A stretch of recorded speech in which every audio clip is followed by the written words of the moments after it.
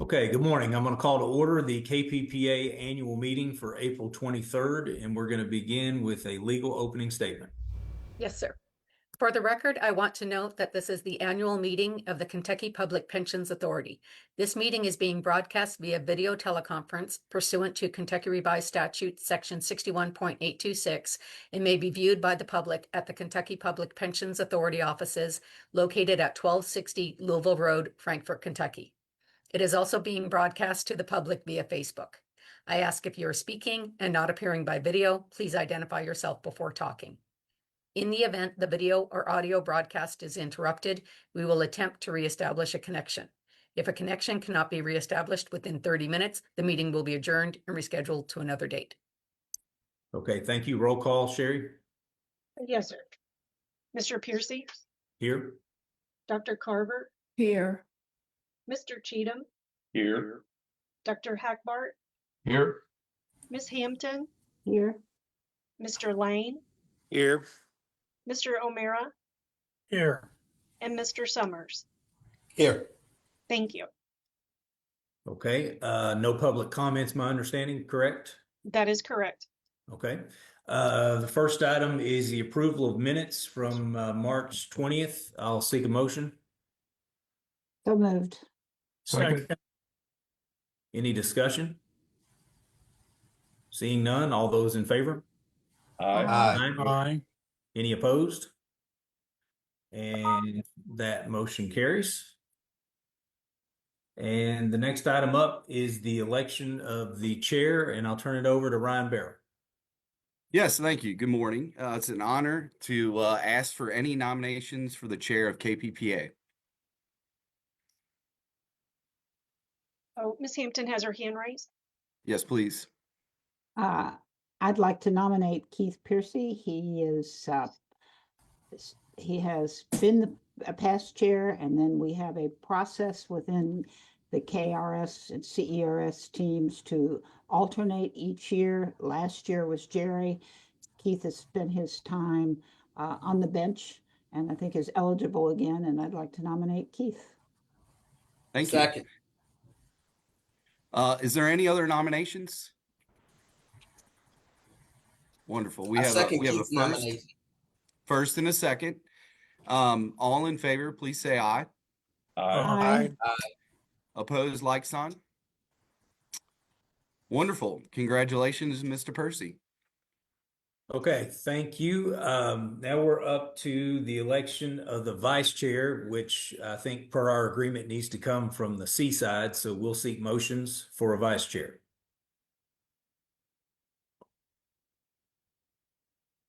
I'll nominate Bill O'Meara. I'll second that. All right, I have a first and a second for Bill. Any further nominations?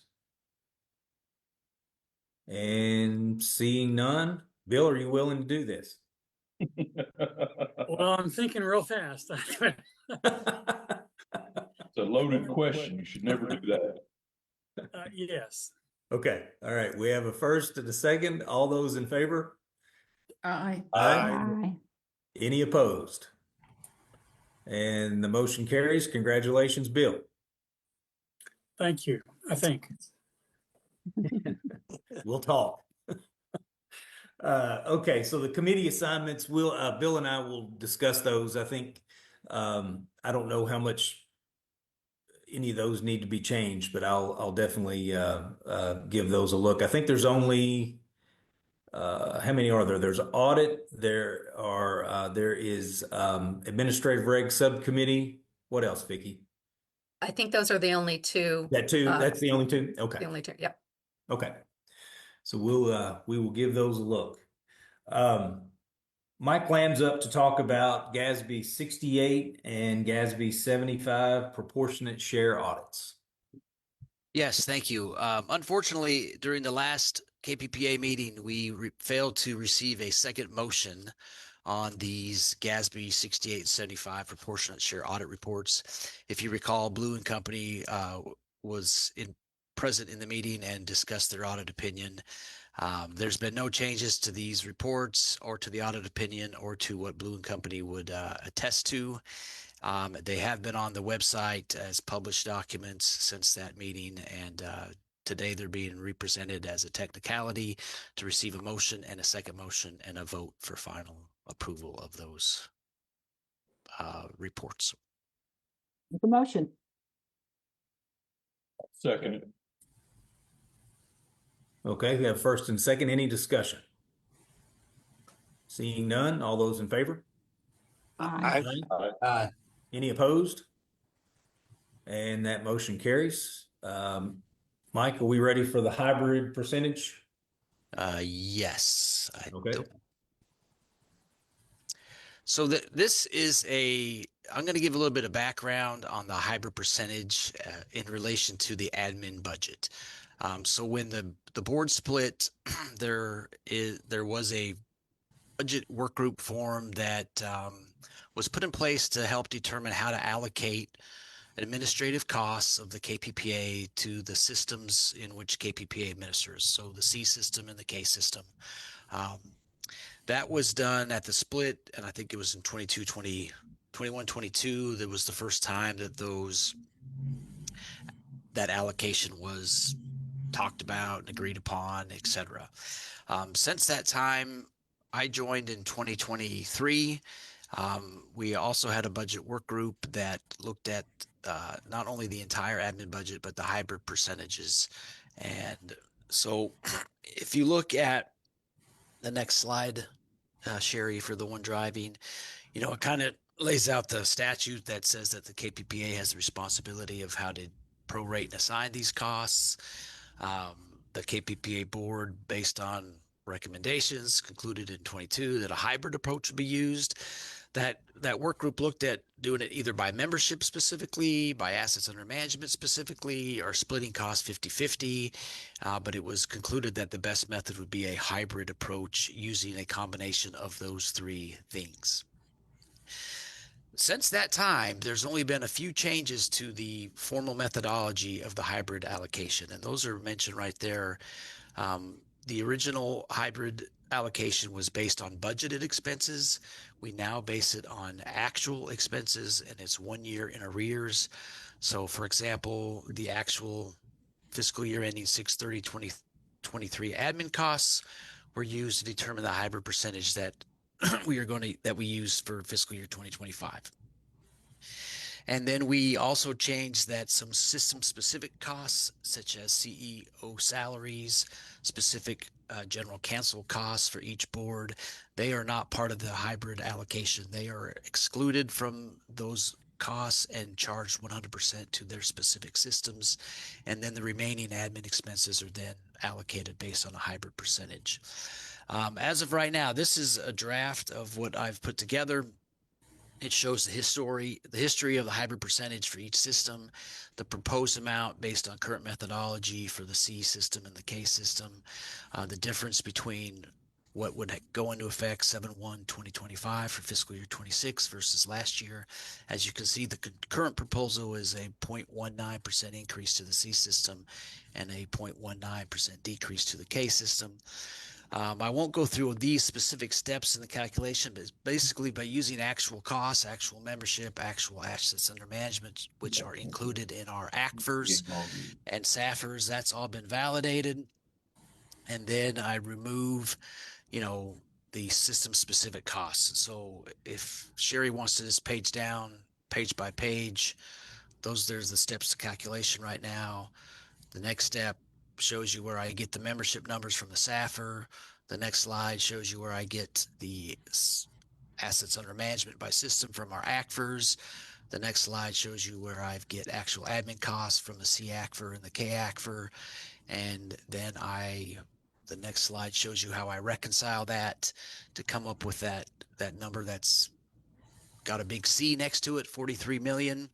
And then the next page is the detailed spreadsheet calculation for the hybrid percentage. Using that big C number, it's kind of cut off on the bottom, but that's the 43 million. The A is the membership and the B is the assets under management. The categories on the left are the large categories that are divided into either membership, 50-50, or assets under management. And that's how that particular admin expense is allocated in coming up with a percentage. And I need to apologize. The circle at the bottom that you can't see is the 64.35% and the 35.65% that is proposed for fiscal year 26. That's my fault for providing Sherry with a terrible slide. So my intent today was to present this hybrid calculation for board approval to start 7/1/2025. Based on the same methodology that's been in place for the last several years with few minor changes using actual costs, etc. Since I submitted this for the board packet, there's been several conversations with me and others about the potential to revisit some of how these costs on the left-hand side in budget categories are allocated.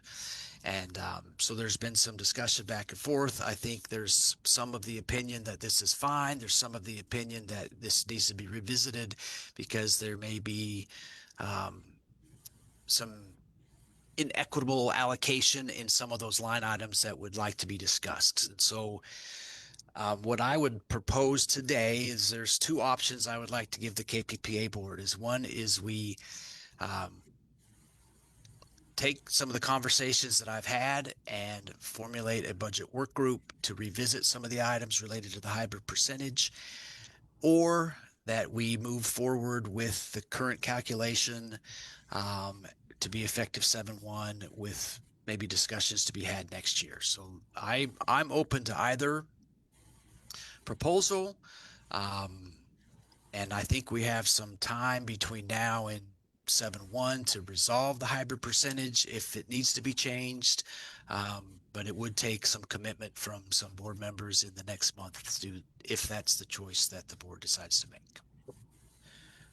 So at this point, I would maybe leave it up for some answers, some of your questions, maybe clarify some discussion items that need clarification, and then go from there. Mr. O'Meara has his hand raised, and then Ms. Hampton. I believe Ms. Hampton was up first if she wants to go. It's a very simple thing that I wanted to say, and that is I want to congratulate Mike and his staff for making this presentation so clear and so easy that I think I could go to work for you and do the multiplication.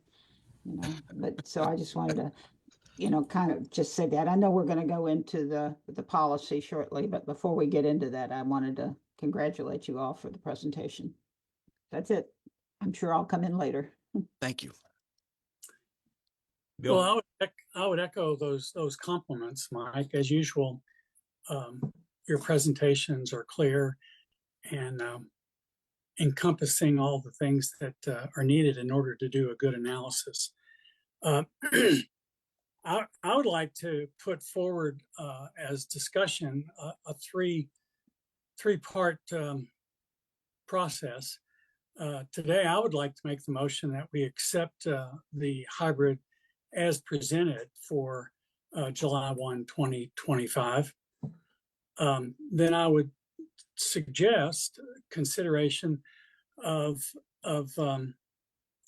a group of the staff that do the research and get the data together on the specific issues that have come up. And then if it is still continued conversation, at that point, I think it would be appropriate to come back to the board and create a work group. I don't know what a work group at this point would entail, but it was a laborious but productive process, I think, that we went through with good outcomes, where each side looked at positives and came up with compromises.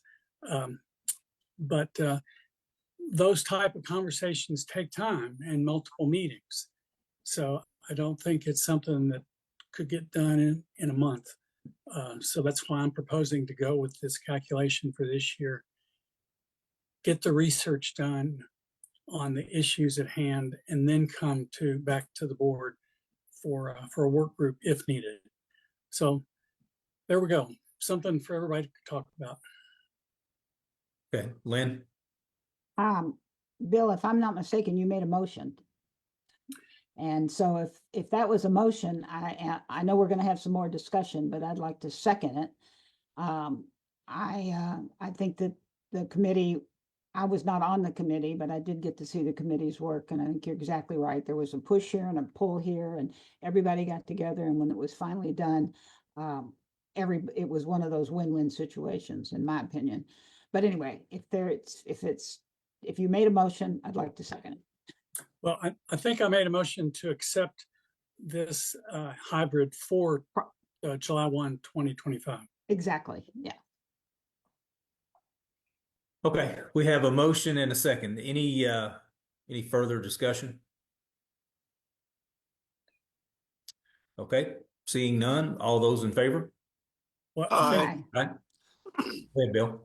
I think Dr. Hackbart raised his hand to comment. I was just, Okay, I didn't see that. I'm sorry. what clarification. I understand the motion I think that Bill made was to accept this recommendation for the next year, but the rest of your comments, was that a part of that same motion or was that just additional commentary? That was for board discussion. It was not part of the motion.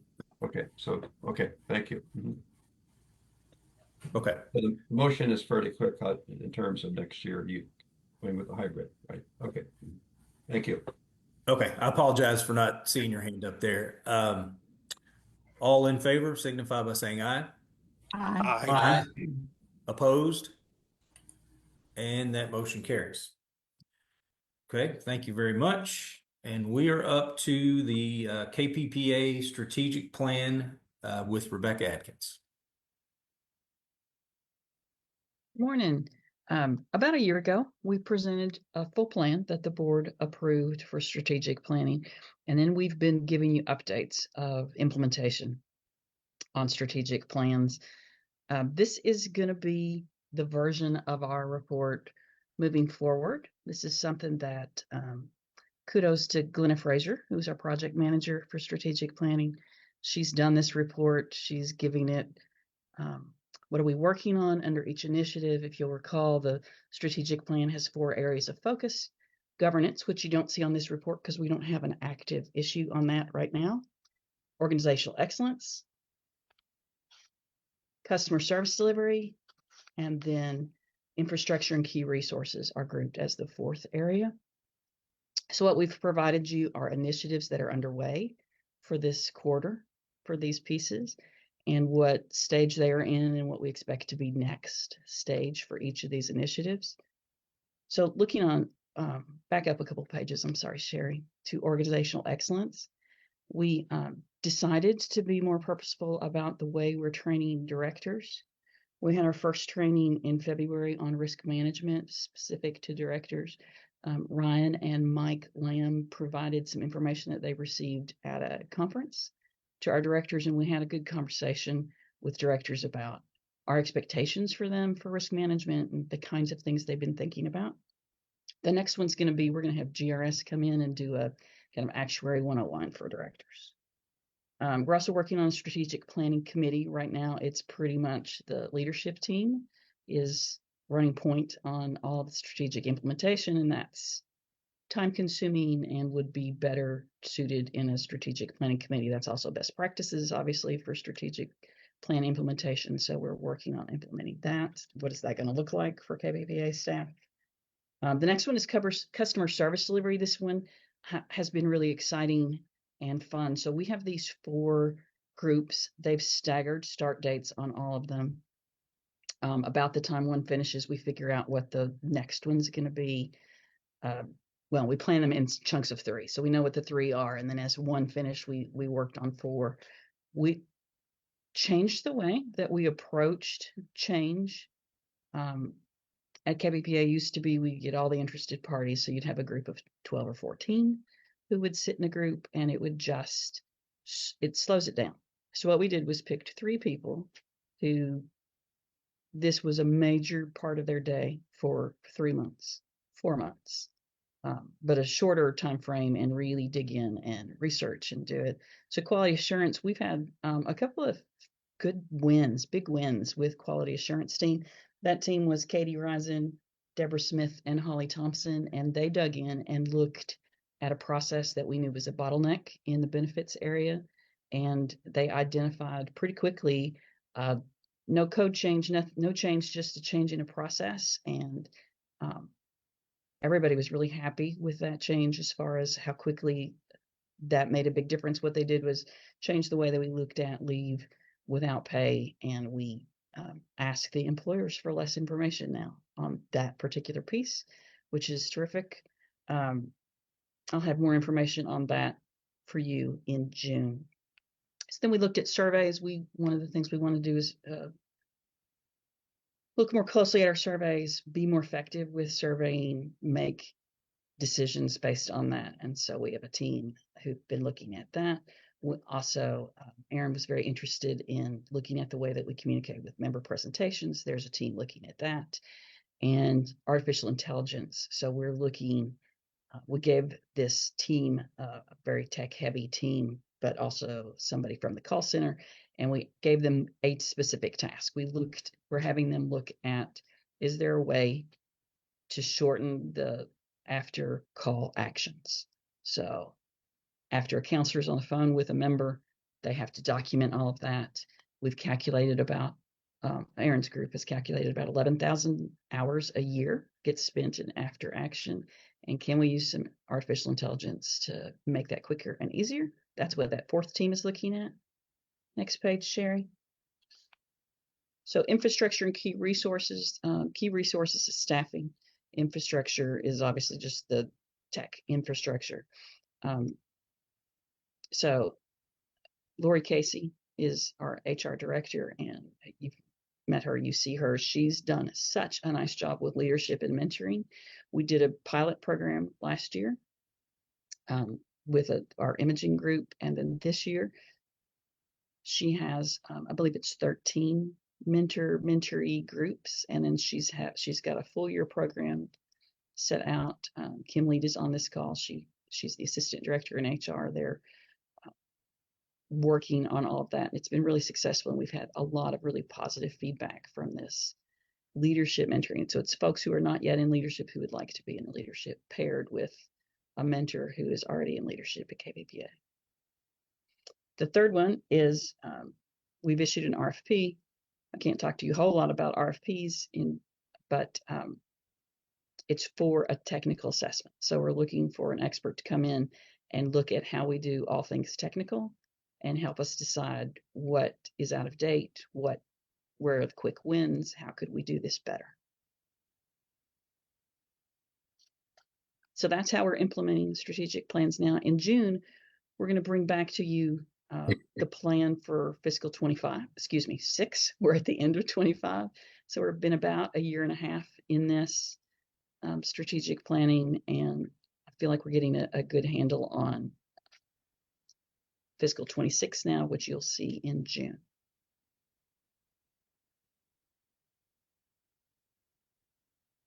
That it, Rebecca? That is it, unless you have questions. Lynn, you have a question? No, I just think watching it be implemented, watching how you all are changing it as you go, and I can actually see that this is a part of your forever work, and because it continues on and it focuses you on doing your work and also on doing it better. So good job. Thank you. Any other questions or comments on the strategic plan? Okay, we will move along to the KPPA update with Ryan Barrow.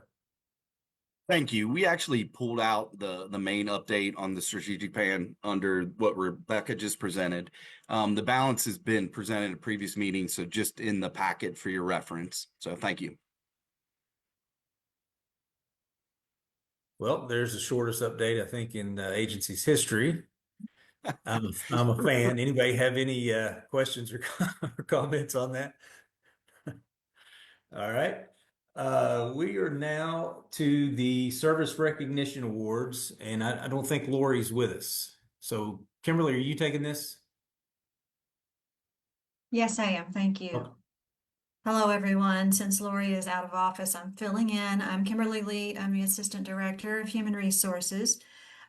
Since our last annual meeting, we have had 34 employees who have reached an employment milestone during the last year. I would just like to say what a testament it is to KPPA and what a great place it is to work that we have employees with such a longevity in their careers here.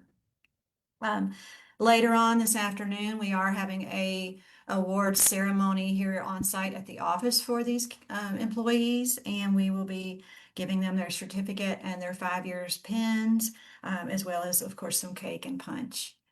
So Sherry, if you'll just take us through, I would just like to recognize reaching their 5-year milestone. We have Chris Clare and Stacy Haas-Floden, Stephanie Harrod, Amy McRae, Kevin Edelman, and Kimberly Canterbury.